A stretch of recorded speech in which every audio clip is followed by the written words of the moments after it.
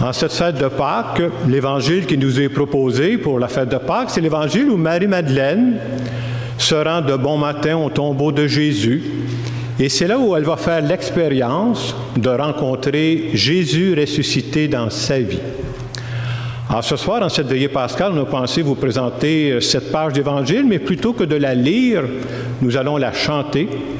Et comme j'avais besoin de chanter cet Évangile, j'ai envoyé un email cette semaine en Israël pour voir si Marie-Madeleine pourrait venir nous rencontrer à Mont-Saint-Hilaire. Et c'est fait. Ça nous a coûté cher, on a payé le billet d'avion, mais elle va être avec nous ce soir. Alors nous allons vous présenter cette page d'Évangile.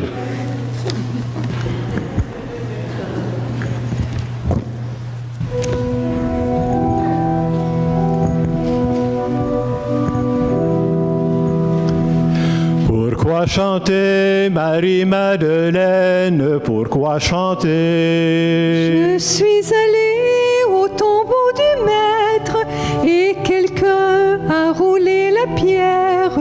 Je vous le dis, je vous le dis.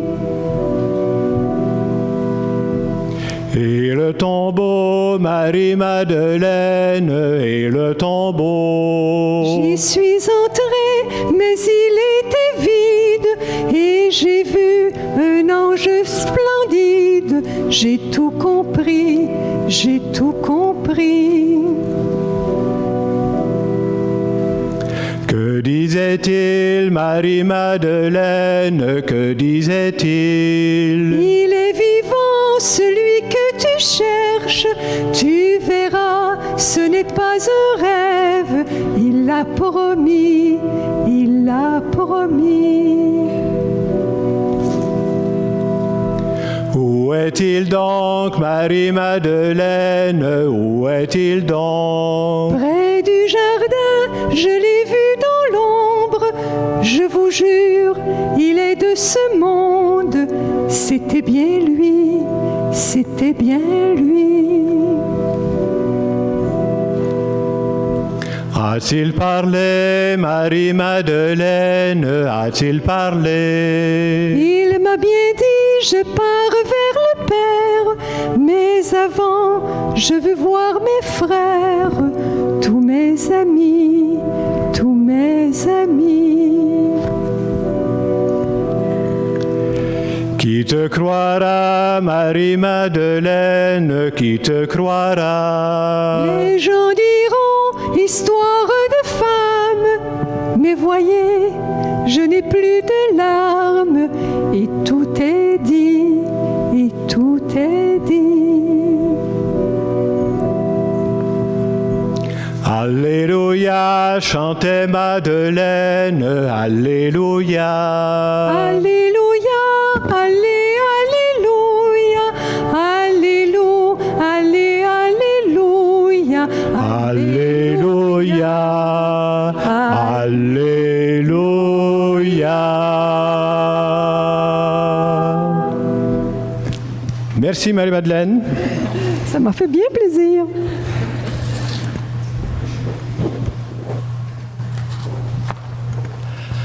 Comme on vient de l'entendre, en cette fête de Pâques, on nous présente cet évangile où Marie-Madeleine se rend de bon matin au tombeau de Jésus. Il faut savoir que dans les derniers jours, Jésus avait été condamné, il a été mis sur une croix et il est mort. Et devant cette mort tragique, les disciples de Jésus ne savaient pas quoi penser. Mettez-vous à leur place, ça faisait 3 ans qu'ils vivaient ensemble jour après jour. Et les disciples ont l'impression que tout ce qu'ils ont vécu avec lui au cours des 3 dernières années, tout ça vient de tomber à l'eau.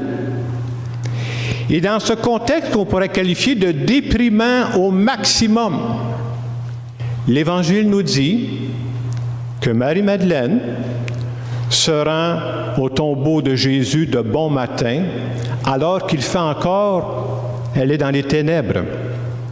C'est comme si on veut nous faire comprendre que Marie-Madeleine ne s'est pas laissée arrêter par les ténèbres dans les derniers jours.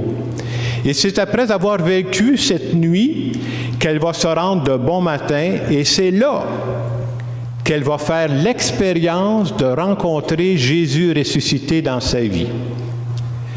C'est comme si l'Évangile voulait nous faire comprendre ceci, nous faire comprendre que croire en la résurrection, c'est faire cette expérience-là que de traverser la nuit et de croire qu'un bon matin, un nouveau jour va se lever. Et ce nouveau jour qui va se lever, il pourrait nous surprendre. Ce nouveau jour qui va se lever, ce serait comme un printemps nouveau dans notre vie. L'image que je vous donnerai, c'est la suivante. Essayez de penser à quelqu'un qui viendrait ici au Québec en plein milieu du mois de janvier puis qui regarderait notre température, il n'a jamais vu ça, là. Les bancs de neige, tu sais, gelés partout, puis il n'y a plus de feuilles dans les arbres, puis on dirait, faites-toi-en pas, la vie va repartir. La personne nous regarderait et vous dirait, êtes-vous sûr de ça? Ça nous montre que le printemps de la nature, c'est fort et c'est surprenant. Et nous autres, on veut fêter les printemps de Dieu, parce que les printemps de Dieu sont aussi forts et surprenants. Croire au printemps de Dieu, fêter la Pâque, c'est croire que Dieu est capable de faire jaillir de nouveaux printemps qui peuvent nous surprendre. Et ces nouveaux printemps-là, c'est comme si c'était un nouveau début dans notre vie. Vous savez, quand on fête Pâques, quand on fête la résurrection, les gens pensent beaucoup « après ma mort, je vais ressusciter ». Oh oui, je crois à ça. Nous croyons ça à la suite de Jésus-Christ, là. Mais vous savez, la résurrection, c'est pas juste pour après ma mort, là. On peut vivre présentement des petites résurrections dans notre vie. Dieu nous fait vivre des choses, des expériences pour repartir la vie. Je vous donne un exemple. Au cours des dernières années, j'ai eu la chance de rencontrer une femme qui est devenue grand-maman pour la première fois dans sa vie. N'allez jamais répéter à personne ce que je vais vous dire, mais cette femme-là est devenue complètement folle de son petit-fils. Et quelle belle folie! C'est comme si la vie avait apporté un supplément de vie dans sa vie.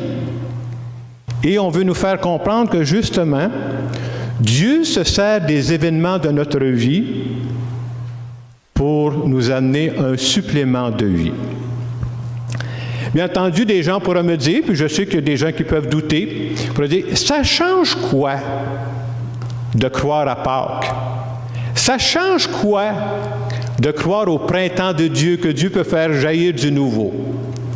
Bien, je vous dirais ceci. Croire au printemps de Dieu, croire à Pâques, ça te permet de regarder la vie d'une façon tout à fait différente. Est-ce que les événements vont changer? Non, ça va être les mêmes événements que tu vas vivre. C'est quoi la différence? Tu ne les verras plus jamais de la même façon. C'est ça qui change tout.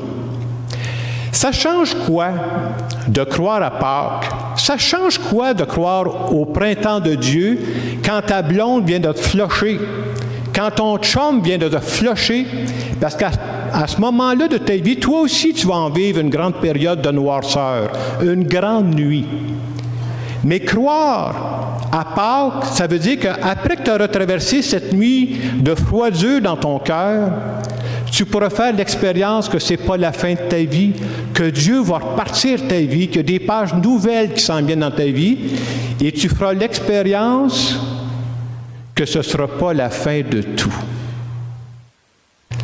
Ça change quoi de croire à Pâques, de croire au printemps de Dieu, quand tu perds une personne tout près de toi?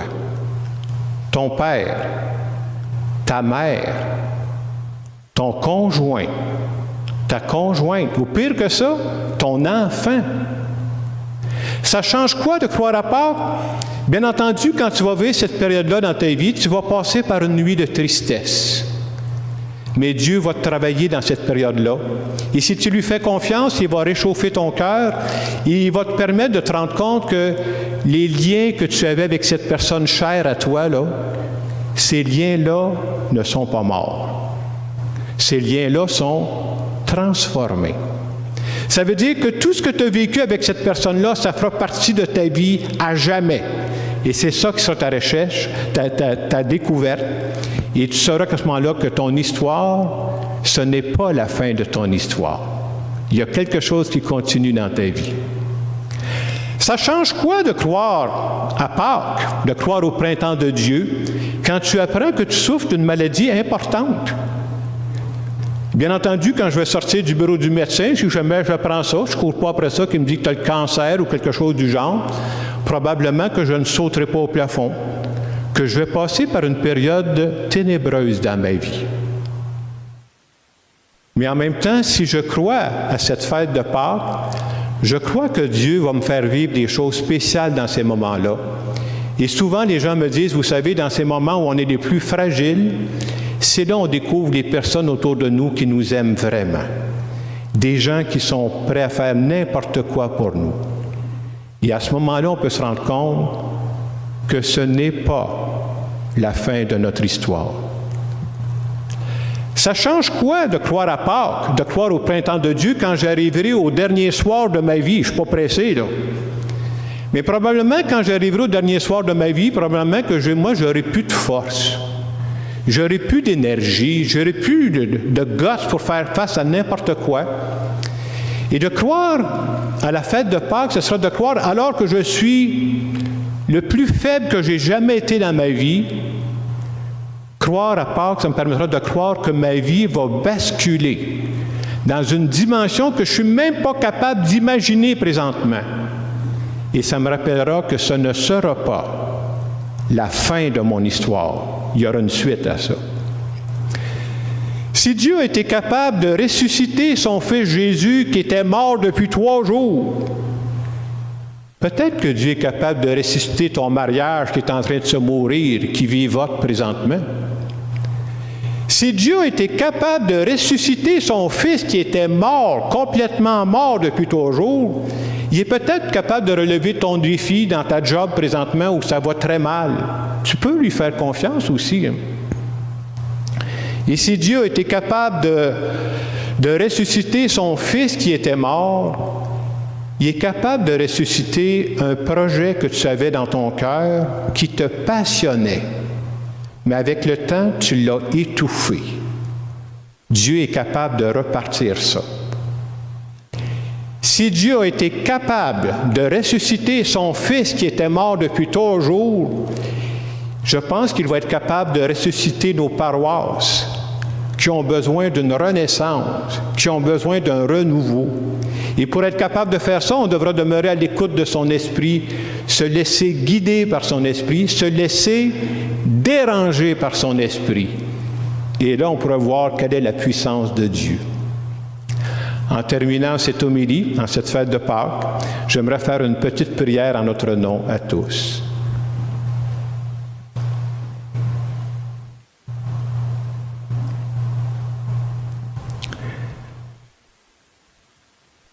Seigneur Jésus, toi qui es ressuscité, je pense que ce soir, tu viens me rappeler que ce que je suis en train de vivre, ce n'est pas la fin de mon histoire.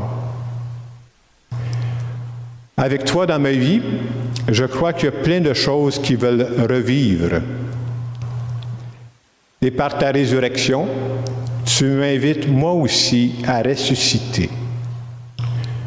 Je veux te dire merci de faire partie de ma vie aujourd'hui et de me donner la force de relever la mission que tu me confies aujourd'hui.